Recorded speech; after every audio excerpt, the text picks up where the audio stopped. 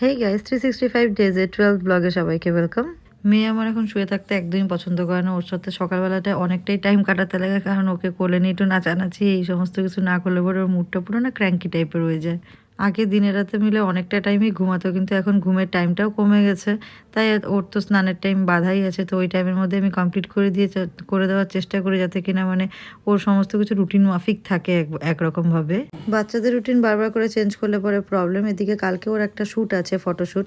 তো তার জন্য আমরা দিন দিন থাকতেই বেরিয়ে গেলাম বাড়িতে যাওয়ার জন্য, কারণ ওখানে গিয়ে যেহেতু শ্যুটটা হবে, তো তার জন্য আর লেট না করে আমরা আগের দিনই বেরিয়ে গেলাম। অত আগে বেরিয়ে নিয়েও যেহেতু রাস্তায় খুব ট্রাফিক ছিল, তার জন্য সে আমাদের পৌঁছতে পৌঁছতে সন্ধ্যাই হয়ে গেল। জলপাইগুড়িতে এলে পরে আমি এই দোকান থেকে চপ কাটলেট খাবো, এটা একদম মাস্ট। আমরা একদম ভরপুর প্যাক ট্যাপ করে নিয়ে বাড়িতে নিয়ে চলে এসেছিলাম পার্সেল করিয়ে। আমাদেরকে দেখে তো হুইস্কি তো সে আনন্দে আত্মহারা, সে কি খুশি বলার মতন না। দেখে নিয়ে মেয়ের শ্যুটটা যেহেতু দিনের বেলাতে, মানে এখন তো যেহেতু ঠান্ডার ওয়েদার, তার জন্য ওর একটা হাইনেকের দরকার ছিল ড্রেসের উপরে পরানোর জন্য।